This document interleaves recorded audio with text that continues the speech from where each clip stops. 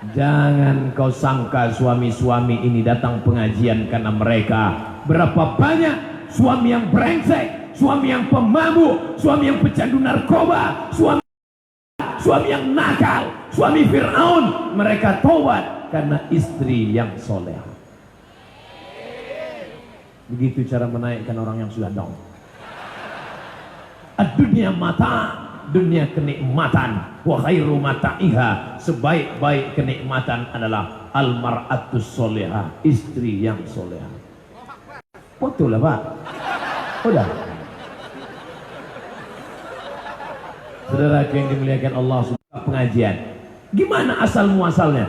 Istri saya minta jemput ke masjid, Pak Ustaz. Papa jemput mama ke masjid ya. Enggak mau. Papa mau nonton. Nanti kalau mama dilarikan supir taksi, oh iyalah saya jemput.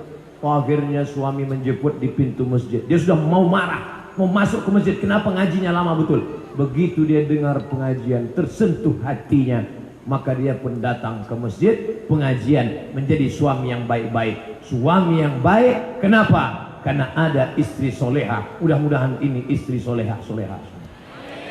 Yang lajang-lajang, yang belum menikah, mudah-mudahan kami doakan kalian mendapatkan istri yang soleha. Yang bilang amin yang belum nikah. Ini yang udah nikah, amin.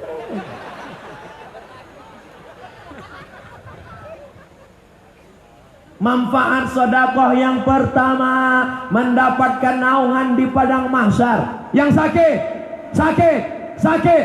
Apa pesan Kanjeng Nabi Muhammad sallallahu alaihi wasallam?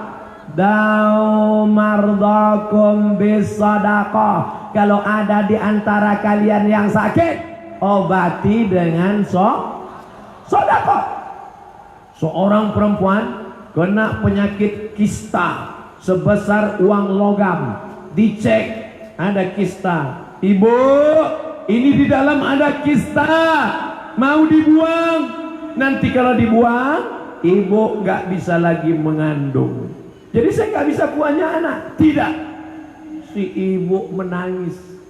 Kenapa? Karena rahimnya akan dibuang, gak bisa punya anak. Ibu menangis, suaminya senyum. Dia pulang, dia kumpul anak yatim, dia sedekah. Dia pergi panti jompo, dia sedekah. Dia pergi tempat orang susah, dia sedekah. Dia amalkan hadis Nabi, dau mardakum bisadaqah. Obati orang yang sakit dengan sedekah. Cek lagi ke rumah sakit. Ketika dicek ternyata kistanya mengkerut, mengecil, hilang.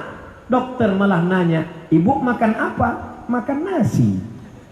Ada pakai obat-obat macam-macam? Enggak. Lalu kenapa bisa hilang? Saya mengamalkan hadis Nabi, dau mardakum bis sadaqah. Barokah dari sedekah. Jadi gimana dok? Saya operasi? Enggak perlu operasi karena sudah sehat. Jadi rahim saya selamat, masih bisa punya anak. Lanjutkan. Sekarang si ibu tersenyum, suaminya nangis. Ibu-ibu yang ada sakit-sakit, sedekah. Saya udah bolak-balik sedekah kok nggak sehat ya Pak Ustadz. Sedekahnya berapa? 5.000. Gimana mau sehat 5.000? Orang sekarang buka mulut aja 2 juta. Sakit apa? Sakit tenggorokan. Buka bu, 2 juta. THT, telinga hidung tenggorokan. Telinga sebelah kanan 2 juta. Sebelah kiri 2 juta. Kanan kiri tengah 6 juta. Lubang hidung 4 juta. Ya mau ngasih 500.000 mau sehat, maka jangan berhitung-hitung dengan Allah. Kalau Allah mau, dia berhitung-hitung juga dengan kita. Kasih setengah. Allah kasih napasmu setengah, baru kau tahu. Tahu arti napas setengah? Asma, bengek. Mati kontan. Mudah-mudahan yang hadir ini yang bersedekah tadi, kalau ada penyakitnya angkat ya Allah. Wala maridan illa syafaita. Yang sakit-sakit angkat penyakitnya, sehatkan ya Allah. Bismillahirrahmanirrahim, dengan nama Allah yang menyembuhkan. Bismillahirrahmanirrahim, dengan nama Allah yang mencukupkan. Bismillahirrahmanirrahim, dengan nama Allah yang menunaikan janji. Isfi mardana shifaan ajilan. Sembuhkan saudara kami yang sedang sakit dengan kesembuhan la yughadiru saqaman, sehat untuk selamanya. Amin ya rabbal alamin. Pertama, sedekah sebagai tempat bernaung di padang mahsyar. Yang kedua, sedekah menghilangkan penyakit. Yang ketiga, sedekatus sirri tadfa'u mitatasu, sedekah menolak mati su'ul. Bapak Ibu semua hafal doanya. Allahumma khtim lana bi husnil khatimah wa la takhtim alaina bi su'il khatimah. Tapi ada yang paling hebat kalau mau mati husnul khatimah. Meninggal di belakang makam Ibrahim. Tahu makam Ibrahim? Bukan kuburan. Makam artinya tempat tegak tapak kaki Nabi Ibrahim di dalam Masjidil Haram.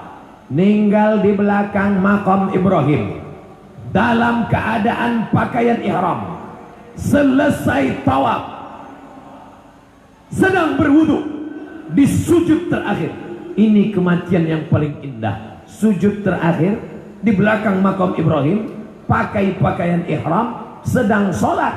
Anak muda, orang heran, semua datang bertanya ke rumah ibunya. Bu, itu anak ibu? Iya. Kenapa dia bisa mati husnul khatimah? Saya tidak tahu. Sholat tahajudnya biasa, sholat sunatnya biasa, puasa sunatnya biasa. Kenapa dia mati luar biasa? Saya tidak tahu. Seminggu setelah meninggal, datang janda membawa anak yatim. Siapa ibu? Saya janda. Ini anak yatim. Apa hubungan dengan anak kami? Anakmu setiap bulan memberikan sepertiga gajinya untuk menyantuni anak yatim. Ternyata dia dapat husnul khatimah karena sedekah. Makanya nanti kalau ada bapak meninggal, seminggu setelah itu datang janda, tanda husnul khatimah. Tapi tanya dulu, kamu siapa? Saya janda. Ini anak-anak almarhum. Itu nikah siri. Ibu jangan marah. Marah tidak menyelesaikan masalah. Kalau terjadi seperti itu, nikahnya sah, dia diam-diam bagi harta warisnya. Jangan marah. Aku marah. Ini harta suamimu, tidak kau kasih. Padahal nikahnya sah. Kalian makan haram. Sanggup berbagi harta warisan? Tak sanggup. Makanlah harta itu. Makan. Tapi ingat, di akhirat kau akan dituntut oleh anak-anak yatim ini. Bahwa kau marah, marah. Tapi yang lalu sudah berlalu. Berikan maaf. Siap memberikan maaf? Sunyi. Saya Pak Ustadz baca Yasin, siap. Sholat berjamaah ke masjid, siap. Tapi kalau untuk yang satu nih Pak Ustadz nggak bisa. Ibu maafkan, karena dia sudah meninggal, dia masuk surga. Pergi dia ke kuburnya, diinjak-injak sampai hati kau Pak. Apa ibu yang dimuliakan Allah Subhanahu wa Ta'ala, kalau mau dapat naungan di akhirat, sedekah. Kalau mau dapat mati husnul khatimah, sedekah.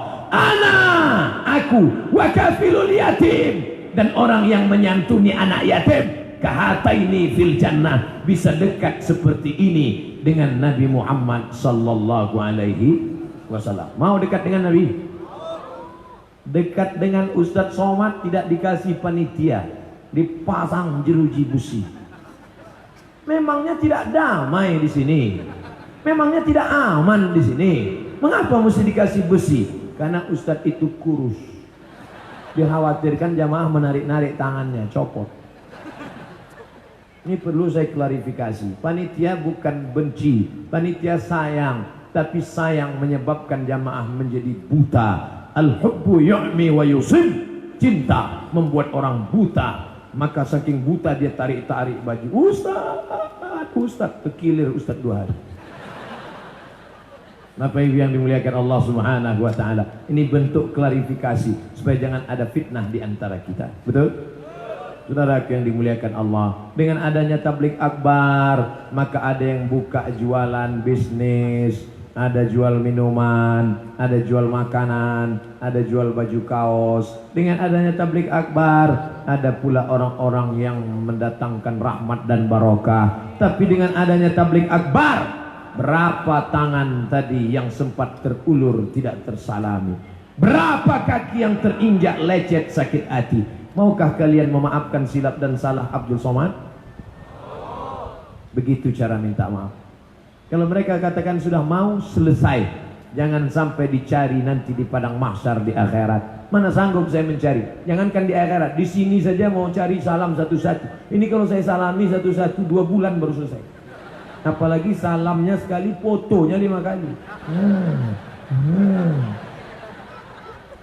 Bapak Ibu yang dimuliakan Allah Subhanahu wa taala, manfaat sedekah yang pertama dapat naungan di padang mahsyar. Yang kedua, mengobati yang sakit. Yang ketiga, menolak mati su'ul khatimah. Yang keempat, dekat dengan Nabi Muhammad sallallahu alaihi wasallam. Yang kelima, saya ceramah insyaallah terukur jelas. Waktunya berapa lama? 60 menit. Sesuai yang tertulis di botol 600 ml. Tadi saya mulai tausiah 8:30. Sekarang 9:10 kurang 5. Cepat betul waktu di sini. Memang jam-jam pekerja itu cepat ya. 60 menit selesai itu jawab pertanyaan. Habis itu kita penggalangan dana. Ada katanya yang mau dilelang-lelang. Habis itu pembacaan doa. Habis itu kita pun pulang. Yang kelima belum. Yang kelima, apa keutamaan sedekah? Mendapatkan. Oh jangan, kalau saya minum bertambah sejam lagi. Nanti. Yang kelima, manfaat dari sedekah adalah dapat doa dari malaikat. Ingin dapat doa dari malaikat? Apa doanya Pak Ustaz? Allahumma ati munfiqan khalafa. Siapa yang tadi bersedekah, beri dia ganti ya Allah. Tak usah diaminkan, karena doa malaikat pasti dikabulkan Allah. Siapa tadi yang bersedekah, ganti dia ya Allah. Siapa tadi yang bersedekah, ganti dia ya Allah. Siapa tadi yang bersedekah, ganti dia ya Allah. Bagaimana dengan yang tadi tidak bersedekah? Ini doanya. Dengar baik-baik. Yang belum bersedekah, ini doa untuk kalian. Dengar baik-baik. Yang tadi nyimpan duit dalam dompet, yang tadi alasannya itu untuk anak bayar uang sekolah anak di sini segala macam, saya ini sakit. Ingat, ini doa untuk kalian. Dengar baik-baik. Apa doanya? Malaikat berdoa, Allahumma timumsikan tanafa. Siapa yang tidak bersedekah, binasakan dia ya Allah. Keluarkan duit, keluarkan. Saya nggak percaya sama ceramah Ustadz. Tetangga saya nggak sedekah, buktinya rezekinya lancar, karirnya naik. Bukan berarti orang yang nggak bersedekah mobilnya tabrakan, bukan berarti rumahnya hancur, tapi hidupnya tidak ada barokah, bukan barongsai. Tidak ada barokah. Ada yang gajinya sebulan 5 juta, tapi dia bisa nabung, anaknya sehat, bisa sekolah, bisa pergi umroh 5 juta. Ada yang 50 juta. Anak pertama narkoba, anak yang kedua sakau, anak yang ketiga makan pil anjing gila. Tidak ada barokahnya. Hidupnya macam kerakap tumbuh di batu, hidup segan mati tak mau. Tak ada gunanya. Padahal kita hidup ini yang dicari itu apa? Allahumma inna nas'aluka salamatan fiddin. Selamat agamanya. Mudah-mudahan yang hadir pengajian ini selamat agamanya. Wa afiatan fil jasad, badan sehat. Wa ziyadatan fil ilmi, ilmu nambah. Wa barokatan fil rizki, rizkinya barokah. Mudah-mudahan semua spirit pekerja muslim semakin produktif dan rezekinya barokah. Nanti kalau ada yang nanya, siapa yang ceramah tadi? Ustadz Somad. Apa isi ceramahnya? Ada 5. Yang 5 itu apa? Aku nggak ingat. Karena sejak keluar duit tadi ingatanku kacau. Pokoknya yang ku ingat kotak itu aja. Pokoknya pengajian yang paling menyedihkan ini. Tenang, yang ingatannya hilang gara-gara keluar duit. Tenang, semua ceramah tadi ada rekamannya. Kamera banyak sekali.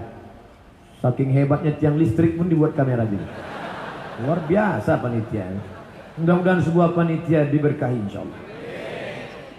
Nama XXX, karyawan PT Sari Takagi Elok Produk. Pak Ustadz, saya mau tanya, apakah menuntut upah layak ke pemerintah menandakan seorang pekerja tidak bersyukur? Upah itu hak atau kewajiban? Saya ulang, upah dan gaji itu hak atau kewajiban? Orang yang mengambil haknya itu boleh atau wajib? Wajib. Karena kalau haknya tidak dia ambil, maka orang lain makan hak haram. Contoh, saya punya uang, uang saya dipinjam oleh bapak, bapak meminjam uang saya. Ketika saya tagih, saat itu saya sedang mengambil hak saya atau saya tidak bersyukur? Mengambil hak. Maka ambillah hak. Supaya apa? Supaya jangan sampai orang lain makan hak haram. Jelas? Karena kami merasa hak-hak upah kami, dia sudah tahu hak. Karena kami merasa hak upah kami sebagai pekerja belum sesuai, tidak diimbangi dengan kebutuhan pokok yang selalu naik. Demikian pertanda. Saya tak sanggup bacanya sampai habis, sedih saya.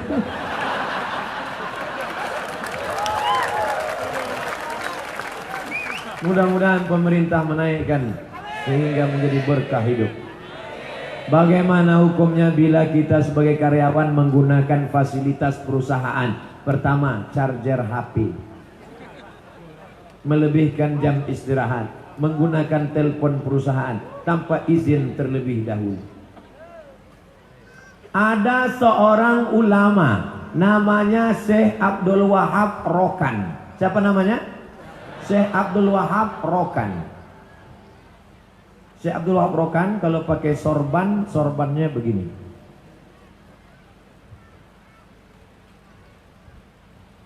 Bentar ya. Syekh Abdul Wahab Rokan kalau pakai sorban, sorbannya begini.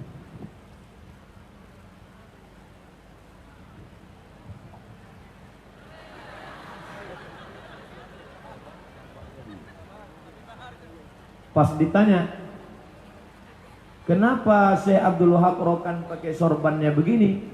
Apakah dia kepanasan? Bukan. Karena kalau dia di bawah pohon kayu dan yang nanam pohon kayu itu nggak izin, dia takut dia nanti dituntut di akhirat karena sudah bernaung di bawah pohon kayu. Maka dia ingin ketika ditanya Allah di akhirat, di mana kamu bernaung? Aku bernaung di bawah kain, bukan bernaung di bawah pohon kayu. Nih yang sedang bernaung di bawah pohon kayu sudah minta izin sama yang punya kayu. Kalau bernaung di bawah pohon kayu saja tidak minta izin akan dituntut di hadapan Allah, apalagi makai charger perusahaan, apalagi makai telepon perusahaan, apalagi memakai fasilitas perusahaan, kertas perusahaan, apalagi yang memakai fasilitas negara. Kau akan dituntut di hadapan Allah Subhanahu wa ta'ala. Ustadz Somad bernaungnya di mana? Di atap ini. Panitia sudah ikhlas. Saya tanya, ikhlaskah panitia saya bernaung di bawah ini? Dah selesai. Besok datang ke perusahaan, salami semua direktur-direkturnya. Izin ya Pak, izin ya Pak, izin ya Pak. Udah selesai, pasang charger. Nama saya XXX, PT Perusahaan DMCTI. Apa hukum bekerja di perusahaan milik non-muslim?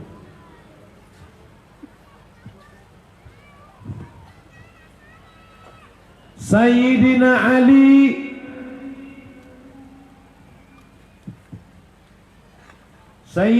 Ali menantu Nabi mengambil air di rumah orang Yahudi, mengambil air, menimba air di rumah orang Yahudi, lalu kemudian dilaporkan ke Nabi, ya Rasulullah, ya Sayyidina Ali menimba air di rumah orang Yahudi, ngambil upah kerja, apa hukumnya? Kata Nabi, biarkan. Itulah dalil boleh bekerja di perusahaan non muslim. Nanti kalau ada yang nanya, saya kerjaan non muslim nih Pak Ustadz, apa hukumnya? Boleh, karena Sayyidina Ali mengambil upah menimba air di rumah orang Yahudi Madinah, Nabi tidak melarang. Tapi kalau sudah terkait dengan masalah akidah, masalah ibadah, tidak ada tawar menawar. Wala ana abidum ma'abatum wala antum abiduna ma'abud lakum dinukum waliyadin. Bapak, PT perusahaan DMCTI, lanjutkan kerjamu, yang penting kau jujur dan amanah. Tapi kalau pimpinan perusahaan memaksa engkau ikut ritual, kau cari perusahaan yang lain. Di mana? Tanyalah sama panitia. Semoga UAS selalu sehat, amin. Tolong jelaskan mengenai Dajjal secara terperinci, agar kami dapat menjelaskan kepada anak cucu mengenai bahayanya, juga cara agar dapat selamat dari Dajjal. Bentuk Dajjal seperti Nabi Isa, tapi perbuatannya melawan Allah, maka disebut dia dengan Al-Masihid Dajjal. Sebelum salam kita mohon, Allahumma inni a'udzubika min azabi jahannam, wa min azabil qabri, wa min fitnatil mahya wal mamat, wa min syarri fitnatil masihid Dajjal. Ada Isa yang asli, Al-Masih. Ada Isa yang hoax, namanya Al-Masih Dajjal. Dia tunjuk langit, ya sama imtiri, hai langit turunkan hujan, turun hujan. Dia tunjuk bumi, ya ardi umbuti, hai bumi tumbuhkan tanaman, tumbuh tanaman. Dia tunjuk mayat, ya mayat qum, hai mayat tegak berdiri, mayat bisa hidup lagi. Orang menyangka dia Al-Masih Isa, padahal dia adalah Al-Masih Dajjal. Cara selamat dari Ad-Dajjal 3. Yang pertama, sebelum salam baca doa, Allahumma inni a'udzubika min azabi jahannam wa min azabil qabri wa min fitnatil mahya wal mamat wa min syarri fitnatil masih Dajjal. Yang kedua, hafal 10 ayat pertama surat Al-Kahfi. Yang ketiga, baca surat Al-Kahfi tiap malam Jumat mulai nanti malam. Habis maghrib, malam, siang, sore, petang, pagi, silakan. Yang karyawan susah, besok jam 12 masuk masjid, baca surat Al-Kahfi, habis sholat Jumat, lanjutkan lagi, maka insya Allah diselamatkan dari Ad-Dajjal.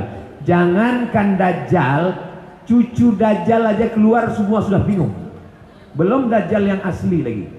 Mudah-mudahan kita semua diselamatkan dari Dajjal insyaallah. Saya mau nanya Pak Ustadz, surat Maryam ayat 87, mereka tidak berhak dapat syafaat kecuali orang-orang yang mengadakan perjanjian di sisi Allah. Perjanjian apa itu Pak Ustadz? Karena saya sempat ikrar syahadat di pengajian saya, ikrar saya akan mengeluarkan infak, dan apa ada perjanjian dengan Allah, tidak mempersekutukan Allah dengan apapun. La ilaha illallah, innaka la tukhliful mi'ad. Kalau engkau menjalin perjanjian dengan Allah, tidak menyembah kecuali selain Allah, tidak mengikut kecuali syariat Rasulullah, menghalalkan yang dihalalkan Allah, mengharamkan yang diharamkan Allah, Allah tidak akan ingkar janji memasukkan engkau ke dalam surganya. Dan engkau jangan menyalahi janji yang sudah kau janjikan pada Allah. Setiap salat kita itu adalah mengulang janji kita. At-tahiyatul mubarakatus salawatut thayyibatulillah. Assalamu alayka ayyuhan nabiyyu wa rahmatullahi wa barakatuh.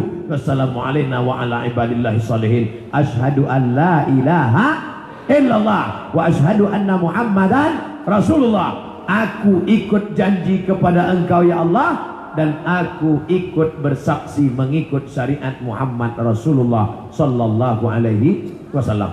An-Nahl 91, wa aufu bil uqud, tunaikanlah janji. Pertanyaan, tidak sempat saya kasih Pak Ustadz malam di Cikampek. Pak Ustadz tolong nanti sampaikan berapa menit di atas panggung. Wah ini request mau foto ini. Janji yang sudah kau lafazkan, kau janjikan. Maka orang yang mengingkari janji, salah satu sifat orang munafik. Ayatul munafik salasun. Orang munafik sifatnya 3. Idza haddatsa kadzaba, kalau bicara dusta. Wa idza wa'ada akhlafa, kalau janji ingkar. Wa idza tumina khana, kalau diberi amanah berkhianat. Nama PT perusahaan, nama orang XXX. Pertanyaan, tips menjaga ukhuwah antar karyawan dengan pimpinan agar kesejahteraan meningkat. pimpinan perusahaan menahan mengeluarkan gaji 13, insentif, bonus, THR itu mengikut peraturan pemerintah, baik pusat maupun daerah. Yang membuat peraturan adalah DPR, betul? Hasilnya perda, peraturan daerah. Seluruh perusahaan harus keluar THR, seluruh perusahaan harus menjamin, seluruh perusahaan harus. Perusahaan mengikut perda, peraturan daerah ataupun undang-undang dari pusat. Yang membuat undang-undang dan peraturan daerah adalah DPR. Yang memilih DPR siapa? Nih. Makanya nanti pilih orang yang amanah. Ini nampaknya Abdul Somad udah mulai kampanye nih.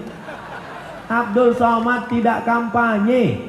Saya tidak mau caleg, saya tidak mau jadi anggota DPR. Untuk apa saya jadi anggota DPR? Yang lebih tinggi aja saya tak mau.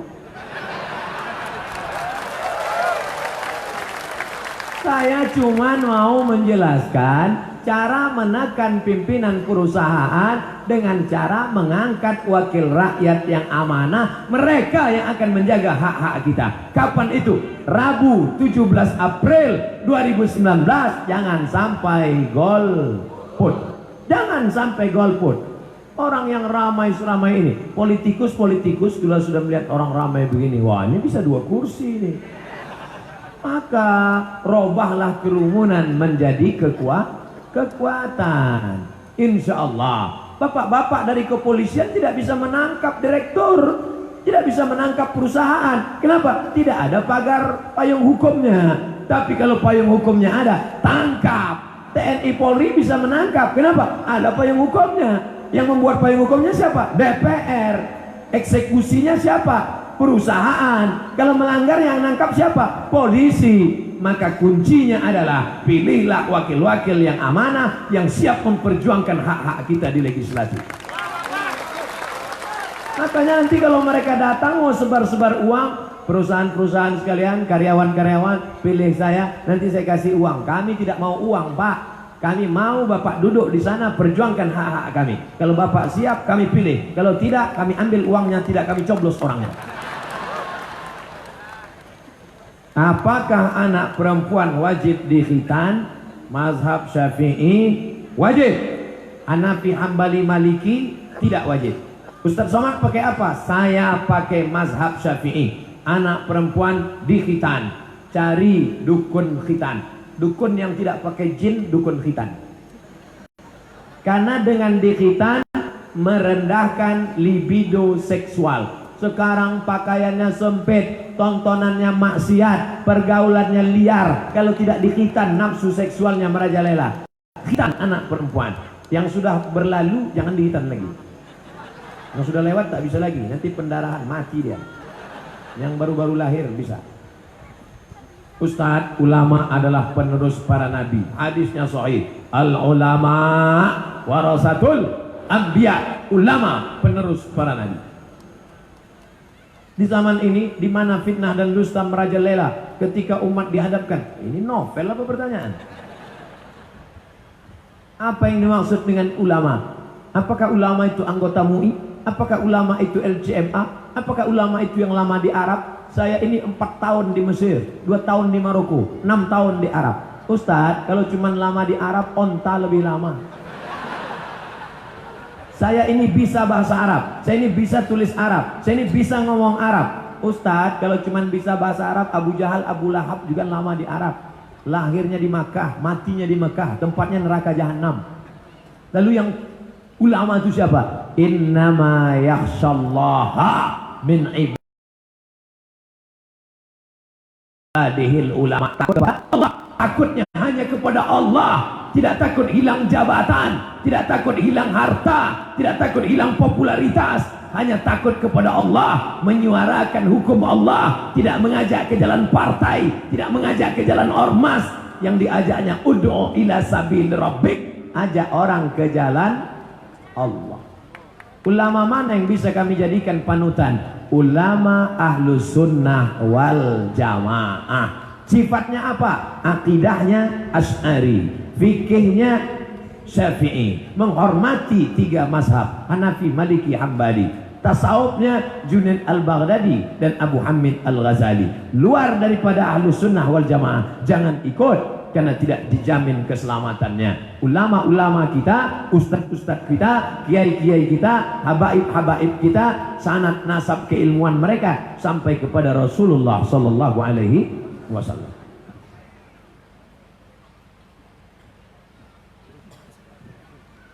Dalam bekerja, waktu sholat subuh jam 4:07, sedangkan waktu istirahat selesai kerja jam 5. Yang didahulukan sholat dulu atau kerja dulu? Makanya pilih anggota legislatif yang bisa memperjuangkan waktu sholatmu. Bisa apa tidak? Bisa. Tapi kalau tidak ada aturan, mereka semena-mena. Sekarang pilihannya cuma 2. Apa kata direkturmu? Kalau mau kerja di sini, ikut peraturan. Kalau tidak mau, out, keluar. Lalu kita unjuk rasa. Tidak ada payung hukumnya. Ini terlah lagi-lagi masalah hukum. Nah, kalau begini ramai-ramai. Tidak bisa karena tak punya hukum. Duduk bersama antara pimpinan karyawan bersama orang dari perusahaan, duduk bersama berdialog. Judulnya apa? Mau dibawa kemana hubungan ini? Saya ceramahi kalian, wahai pimpinan perusahaan-perusahaan, wahai direktur-direktur, hari ini kau kaya, hari ini kau punya perusahaan, hari ini kau hebat, tapi besok kau pensiun, kau akan mati dimakan cacing tanah. Izinkan karyawan-karyawanmu itu melaksanakan sholat. Itulah yang akan menjadi amal jariah buat engkau.